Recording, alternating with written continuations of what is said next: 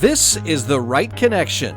This podcast is designed to help you choose the right words and stories in your business content to create authentic connections with prospects, clients, partners, and colleagues. Now the host of The Right Connection, Catherine Burrows. My guest today is Shari Doherty, team lead at Stage 1 Real Estate Team. Hi, Shari, and welcome to The Right Connection. Hi, Catherine. Thank you for having me today. So you're a real estate agent, and probably most of us have dealt with a real estate agent at one point or another in our lives.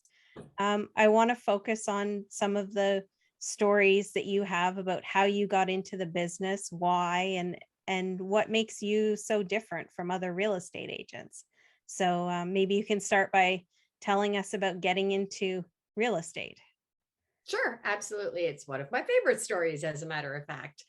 I think I'm pretty much known for my entire career that at some point in time, I would get into real estate.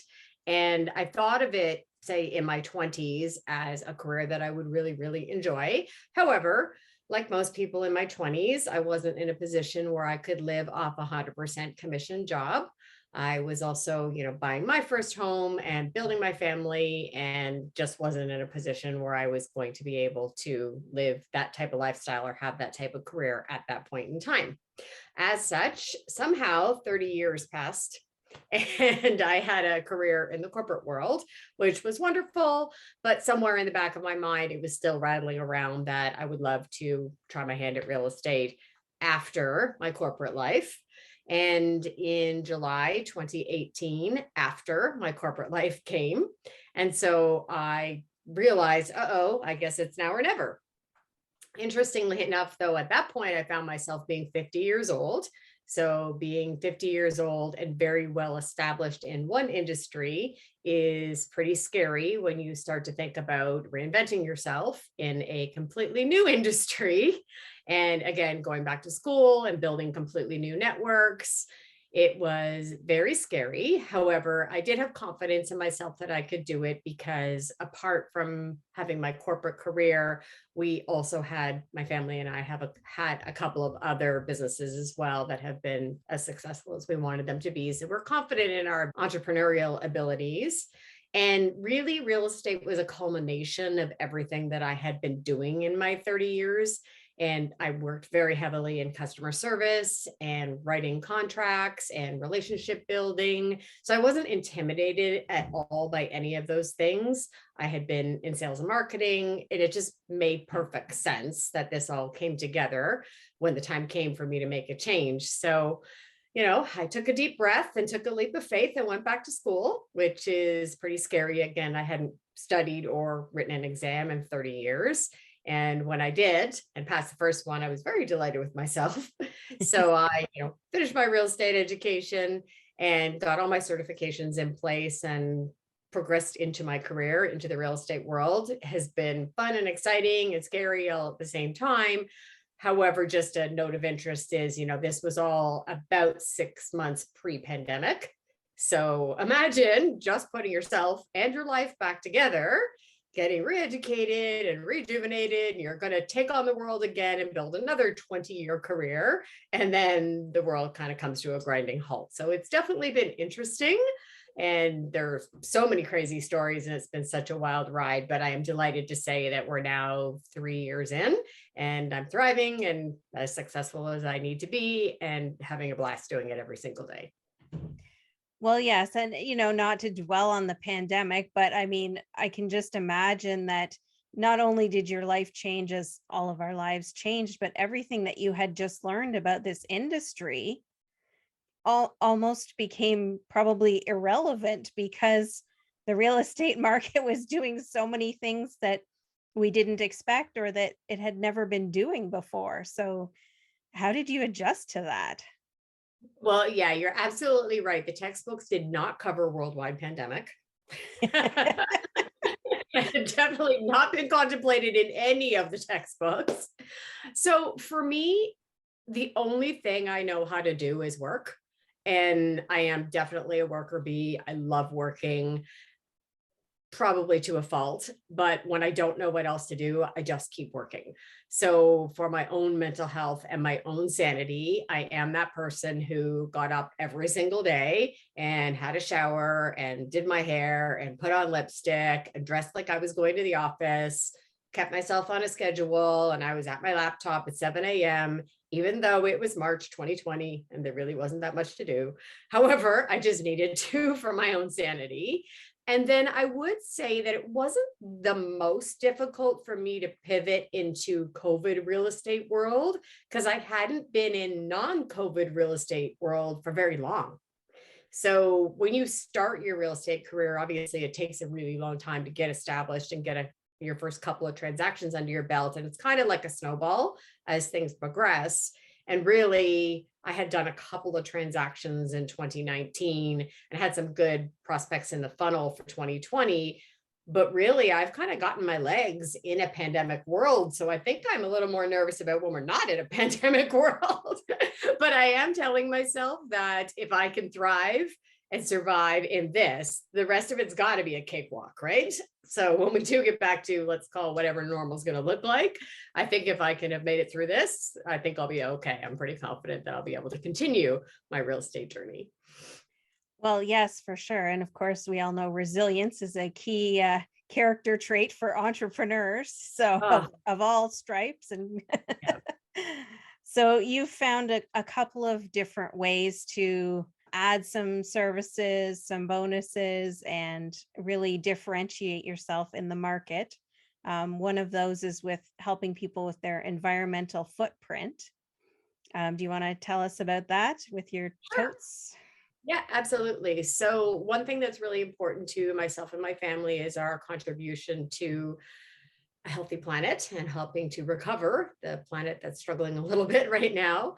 And so one of the ways that we contribute to that is we actually launched a green program last year, whereby when you list your home with us or when you move with us, we actually will lend you 100 plastic totes to facilitate your move. And so the reason we do that is if you think about single-use cardboard boxes and what a terrible contributor they are to the planet, it just doesn't make a ton of sense. And I know some people try and pass them around, but they get pretty beaten up pretty quickly after one or two moves. They don't have a long lifespan. And so we thought it would be really cool and what a great way to add value to people's move to actually provide them with those boxes.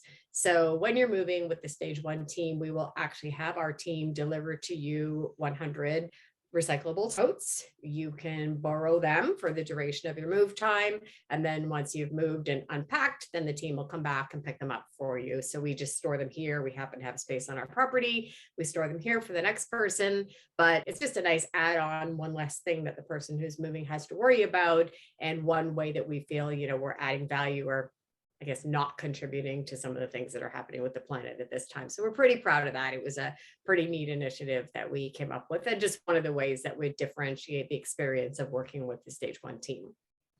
Yeah, I know I was so excited when I saw you post about that on social media and I thought, wow, that's such a brilliant idea. Even for people that may move very frequently, like say military families or something like that, they could use your service and they don't have to store those totes in between moves. Right. So they don't need that space in their garage or that extra room in the basement just to hold all those totes, but they could still have access to them through your team whenever they need them. Oh, absolutely. And if need be, we're delighted to get more. It's it's something that we feel very strongly about. So if we have to get more for multiple movers at any one time, we're happy to do so. Excellent. And I know that your most recent initiative is a collaborative one called Senior Transitions. Do you want to tell me who's involved with that and what your role is and who you serve? Sure, absolutely. So another one of the things that differentiates my service is that I have acquired something called a senior real estate specialist designation. And really that is because I have a soft spot for people in the later stages of their life. And that came from my own family experience. My parents lived in what was my childhood home for 60 years. And when it came time for my mom to sell it, who was then a widow, she had no idea what to do. She was in Toronto. She was all alone. My sister and I live out of town. Thankfully, we're accessible and we would go support her. But I watched that and know so many women. Unfortunately, it happens to be a lot of women who are widows, and they're just in that position where they don't know what to do. And I want to make sure somebody's caring for them, because there's opportunity for people to take advantage of people in that situation. So I got a really soft spot for it when I saw my mom go through it and thought, you know what, I want to serve that in my community. So I went ahead and got this extra designation, and I focus on, or again, I guess I would say that my sweet spot is probably anybody 50 plus, which happens to be my age. But at this point, you're considering downsizing, just like me. My children have moved out of the house. I have a house that's too big. I don't need it anymore. So we often debate downsize or not. So that's certainly relatable for me. I've also dealt with aging parents and trying to get them in the right place. I also really believe that COVID has shown us that we need to keep our elders in their homes as long as possible. So I do have some partners in my network who will help you to age proof your home. And so there's lots of design techniques and safety aspects that you can build into an existing home to keep your loved one there as long as possible. And then ultimately helping people, unfortunately, wrap up a family estate when the time comes is also a really important factor that you need to be sure gets taken care of with such incredible sensitivity and respect to the elder, because this is their life. This is their legacy in this home, and every corner and every knickknack represents a story. So I have a real big soft spot for that pocket of people, and I have connected myself with some other women who actually feel exactly the same way. So we got very excited when we had one of those like heart connection moments. And I was having coffee with my friend Shari Carter, talking about this. At the same time, she actually became an end of life doula. So again, something people don't like to talk about. We all talk about birthing doulas, but isn't it beautiful to think that there's someone who specializes in end of life doula and what those conversations look like? So we just literally had a lightning moment of connection and realized that there was a full service we could put together to serve this market. And if you think about the baby boomers and how large that generation is, these are people in need. And these are people who have been hurting and neglected for the last 2 years. So all of that excitement and energy and business and passion came together into what is now Senior Transitions, and it has launched. We're very excited about it. We're in partnership now to basically help you with end-to-end solutions for your aging loved ones. So Shari and I would primarily go in and have an initial family consultation with the family, the elder person, as well as normally adult children, talking about where they are in their life. Can they safely stay in the home as long as possible, and how can we facilitate that? If it's not, what are their options? What do they look like? And how can we help them? Again, a lot of times the adult children don't live in the same town, so we can be the eyes and ears and building that relationship with the person in the home while we're going through the process. We have a lady right now that we're both working directly with, and her daughter had to go back to the US where she's from, but now she calls us. She actually called me this morning because she has some light bulbs out and she's a little bit worried about it. So we're helping her with that. We're also partnered with Heidi Blondin, who is helping them with some financial services, because when you do sell such a large asset like a family home, suddenly this person's come into some significant income, and she's got lots of great strategies to protect and invest that. So that's really important as well. Ultimately, where I come in and where my specialty in all this is, if there is a real estate transaction to be made, then I'm going to do it with the dignity and respect and the grace that it is entitled to, and help them get to the right next chapter of their home.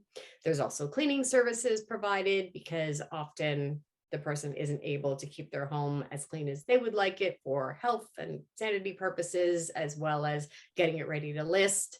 We can help people with purging and staging and all the steps. And then Shari Carter provides services such as non-medical companionship. She will, help people, take them to appointments and have difficult conversations facilitated through the family, as well as right to her end of life doula services. So it's quite beautiful and quite unique, and we're very excited about it. That is definitely exciting. And having, been through caring for both of my parents, I can certainly relate to a lot of those challenges you described, and certainly the need to have someone there to help with the process. Even when, adult children are present, sometimes it still requires more expert knowledge than, if we're not trained as a real estate agent or as a financial advisor or an end of life doula. There's probably things we don't know and we're not considering just because we don't know what they are. And, thinking about the baby boomers, I mean, they're probably the first really big generation that, the kids are farther away Right. because of, how much more mobile we can be in this time, these decades compared to 50 or 60 years ago. Kids tend to live farther away. And also with, better birth control, lots of couples chose not to have children. So they may not even have children to call upon with those difficulties, whether it's selling a house or changing a light bulb. They have no one to ask. Right. And we're doing it because we're genuinely want to contribute in this way to our community and to the people of our community. So yeah, that's a really great initiative. And I personally know Shari Carter Godfrey and Heidi Blondin as well. And I can certainly vouch for the fact that all three of you are very empathetic and sensitive and would handle all of that with the absolute care that it requires. Thank you. So selling a house, even buying a house, there's lots of stories there. Do you have a favorite client story that you'd like to share that revolves around a real estate transaction? Everybody's journey is different. For me, I love the history of a home. And when there's an opportunity to do so, I love to show the evolution of a home. So I'll use an example of one that I sold a couple of years ago, actually, in downtown Kingston. I actually wrote an article called The Evolution of a Home, and went back and did a bunch of research on, say, what the home looked like 50 years ago to what it looked like today, and how the home had evolved through its various changes of ownership. And I got really excited, and I am not a writer anywhere like yourself, Catherine, but I dabble, let's put it that way. And it's a beautiful expression of acknowledging that, it's a building, but I also feel like it's also a living, evolving building. And yes, it's a house, but it's a home once you put the family in it, the various stories. So one of the other things that I do when people agree to it as well, will interview them as well and say, tell me the stories of your home. Let's leave a legacy. Let's make sure that the next owners know who grew up here and what their stories were. And, what was Christmas like in this house, or what were your favorite pastimes and things like that. So I think it's very difficult to say that I have a particularly favorite story. I think that they all come with different stories, and I love to highlight and focus on them. It's just all part of the journey that people are going through. And I'm always honored and privileged to be part of their story and part of their journey. That's really beautiful. So do you try to arrange to leave like a physical document with the new owners of the previous history of a house or building? I don't, but I should. You should. And if you need a good writer. That's great.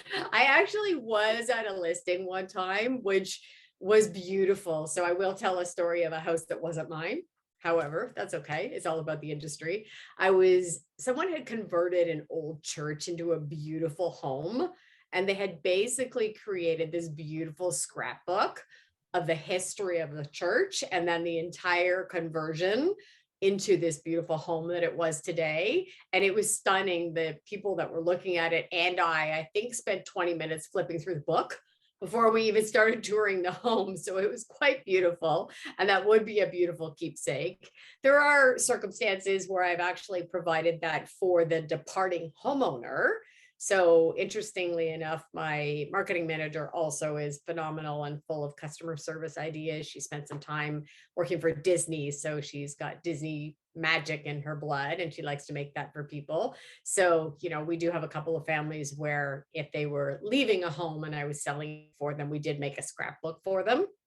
And one case in particular, we actually had some of their neighbors and their church members sign it. So it was a bit of a send off for them so they could have those memories. So we try to do something special and something different for each house and for each family. I like to customize it to what I've learned about people and what I know would resonate with them.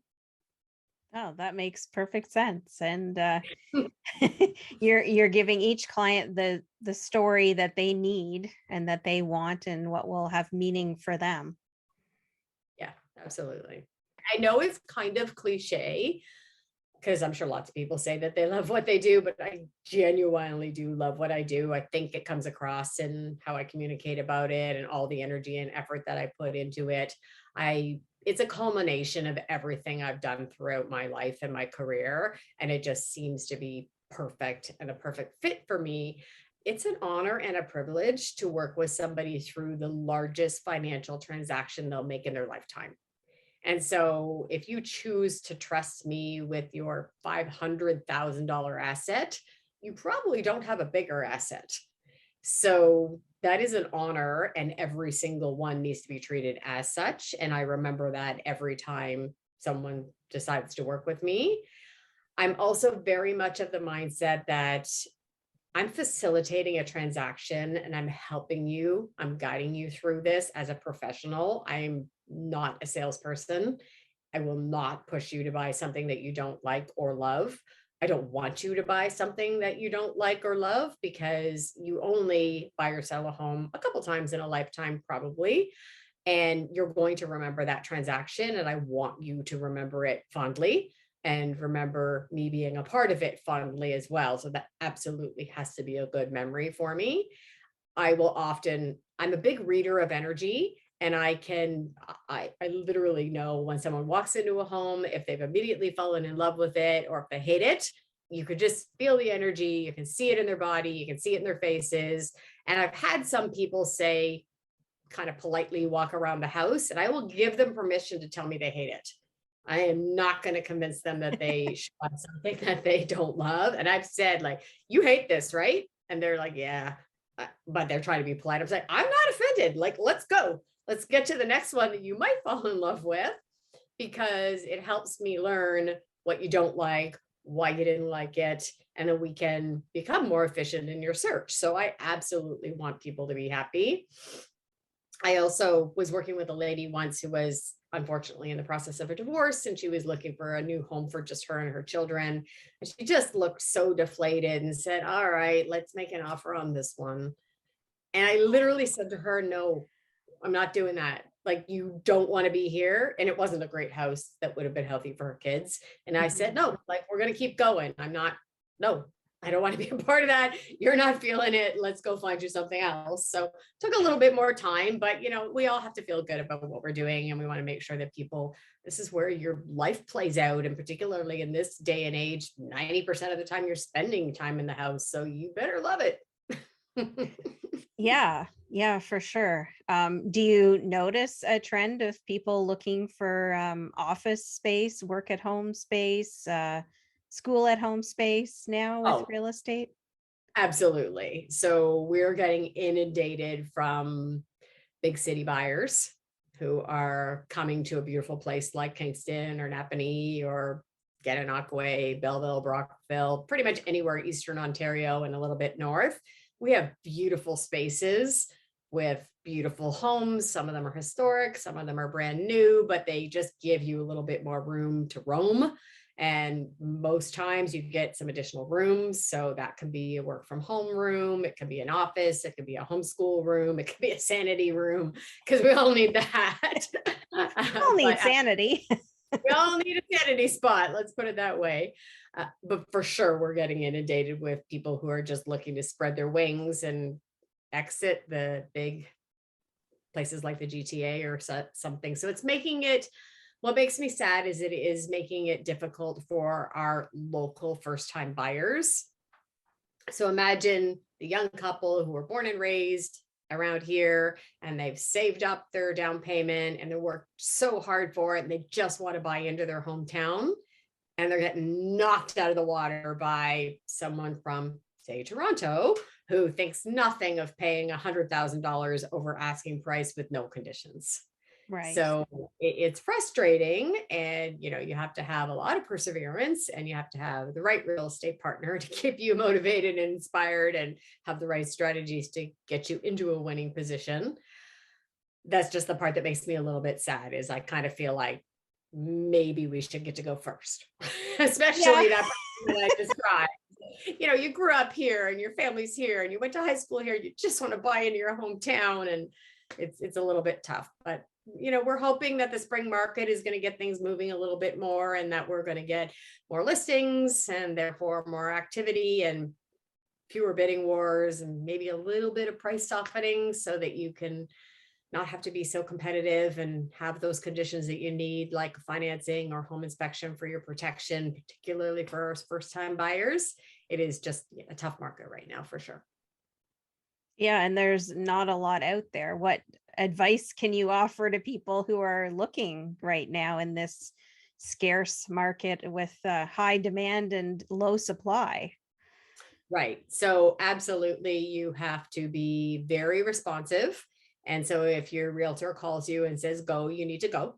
If something comes up, you need to be free. You can't say, let's go on Saturday, because even if they say they're holding off offers to a specific date that is over Saturday, sometimes a preemptive offer comes in and takes the legs out of that. So you want to get there. There's also some things that you want to do leading up to offer day that can put you in the very best position to make sure you can give a solid and winning offer. So that's really important as well. You absolutely have to mentally prepare for the fact that you may not win the first, second, or third time that you offer. So please don't fall in love and move in with your heart into the first home that you love, because you might not get it. However, again, it takes some patience, it takes some perseverance. And, at some point when people are looking for a long time, I'll sit down and say, okay, what's your 10 must-have things that you want to have in your new home? And let's go find 8 of them. And sometimes maybe you have to take the 80% home for the next 5 years, get your own equity and get your own credit history, and then think in 5 years about a step-up home to maybe one that has all 10. But you got to be creative, and you have to be willing to be a little bit flexible. We can get there. I worked with a couple last year who were already kind of feeling defeated before we even started, because they had heard horror stories from their friends who had tried to first time buy. And in 3 weeks, we got them a house. I'm going to say that was probably a little fluke and a little bit lucky, but they were delighted. So that was good. And now they're happily living in their first home. So it does happen. You just have to have the right partner with the right perseverance as well. Okay, thank you. Do you have any last words or insights you'd like to share before we wrap up? Probably not specifically about real estate. I have lots of words and lots of insight about, resilience and perseverance and being successful just generally. I, am a big believer in a lot of the pillars that make us all successful in whatever we're trying to do. And that is, build solid relationships and have good people around you that you trust, consistency in the work that you do and the effort that you put into your relationships. I'm a big proponent as well of the 5 a.m. club. So my husband and I kind of have a saying around here that nothing good happens after midnight, and it generally doesn't. Nothing good happens after midnight. You probably should be sleeping. But at 5 a.m., if you're ever looking to talk about life or real estate, I'm wide awake and ready to go. At 9 p.m., I'm not so good anymore. But you know what, just all about, having a really positive attitude. And what I try and do is, bring light and joy and positivity into any room or any conversation that I partake in, and just make the world a little bit better place. Well, I've certainly seen you do that many times at multiple different groups and venues and even online. So you're definitely serving your purpose. And I think that's evident when you can look back over the other experiences of your life and see how they all fit into place and how they were all kind of training and preparing you for this moment. Of being that entrepreneur who steps out on your own and well, I guess we didn't really talk about your entrepreneurial family. We should throw that into Yeah, a whole episode, one of them at least. yeah, we should do a different episode where we get all of you on. But yeah, you've just launched a podcast with your entrepreneurial family too, so we can definitely put that link in the show notes. Sure. Yeah, absolutely. We have, I know we joked about it, but the episode that Catherine did with Kieran Doherty, that was my son. So I'm the mom of the overachiever, Kieran Doherty, who took 2 episodes to tell his story. But I love and adore him, and he is my inspiration. I want to work as hard as my son does. I also have a daughter who has her own amazing business, as well as my husband has a full-time career and a side business. We did just launch our own podcast called The Family Business, where we share what we're up to, some fun banter, where most of the time it feels like I'm getting teased, but it's pretty fun. And we're, again, just trying to bring some joy and positivity into the world. Well, that's awesome. And you all do that. You all have a very positive approach to business and life and being an entrepreneur. So thanks for being such a wonderful example and an inspiration to us other entrepreneurs out there. Thank you. I appreciate it. And thank you so much for being a guest today on The Right Connection. Thanks so much for listening today. I hope something in today's episode inspired you to tell your own story more creatively. Please join me next time for more about how authentic words and stories create the right connection. Thanks for listening to The Right Connection. What did you think of the show today? Give us a rating and leave us a comment. If you have a question for Catherine, reach out to her by sending her an email, therightconnection@catherineburrowscreative.com, or visit her website, catherineburrowscreative.com.